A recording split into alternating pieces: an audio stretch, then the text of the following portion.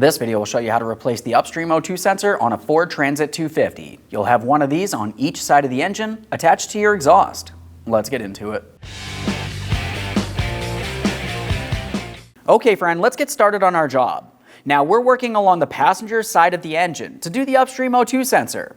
The process for this side is pretty much the same as the driver's side, in exception of the driver's side, the connectors from up top, and the sensor would be easiest from underneath the driver's side of the vehicle.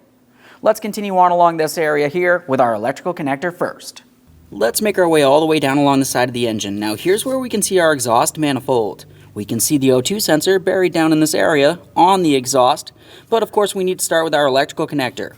Now this electrical connector will typically be adhered to this other wiring harness. Ours is actually separated. Now for this, I'm going to pivot it so we can see our locking tab right where my finger is located here. We want to carefully press in on that, and we should be able to pull this down and out of place. Quick inspection for corrosion on both sides of the connector. This looks good, so let's continue on with the removal of the sensor itself. Now to remove the O2 sensor, we're going to have an O2 sensor socket. It has a slot in it for the wiring to make its way through. Let's get this in place.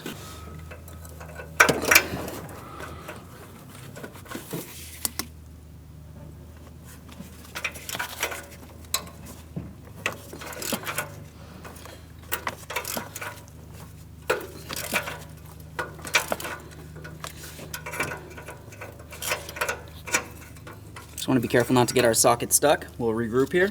Typically, once you get these broken free, they should just come out by hand. You may have to continue on with your tool. I should be able to start turning this with just the tool. Oh yeah, that's a lot easier.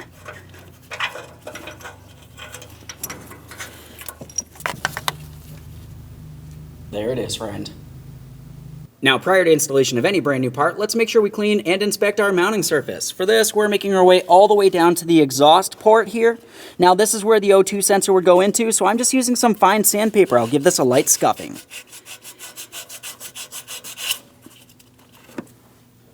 After a close inspection, let's continue on with installation of the brand new sensor. Let's get ready to install that sensor. Now before we get this down in position, let's just pay attention to the sensor itself. We have the threaded area that will go into the exhaust port. You can tell that it does have anti-seize on it. That's what we want. But we do want to make sure there's no anti-seize on the sensing agent at the very end there. This looks good, so let's get it in place. Let's prepare to install our Upstream O2 sensor. Now as we get the O2 sensor in place, we're starting it in by hand. When I start turning this clockwise, I'm being careful not to cause any damage to my wiring harness. Okay, I have it started in by hand. Let's go ahead and bottom it out, and then I'm going to torque this to 35 foot-pounds.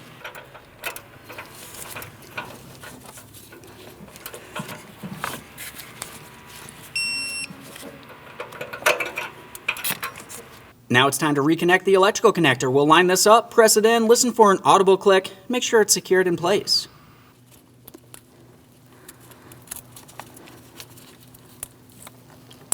There's our click, and a light tug.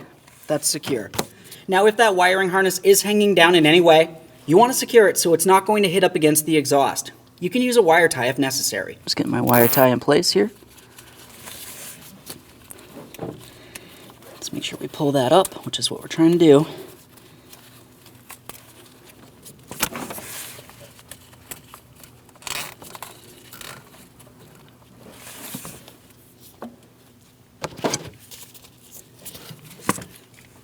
Trim off the excess. Okay friend, we showed you the installation of the Upstream O2 sensor. If you did have a check engine light, you want to make sure you reset that. After, go ahead and start the vehicle, let it run. Make sure you have no running condition, no check engine light, and no exhaust leak. After that, take your vehicle for a road test. Thanks for watching. When only the best will do, demand TRQ. The only company that lets you view before you do. TRQ is committed to offering the highest quality aftermarket auto parts that are engineered for peace of mind. Thanks for using and viewing with TRQ.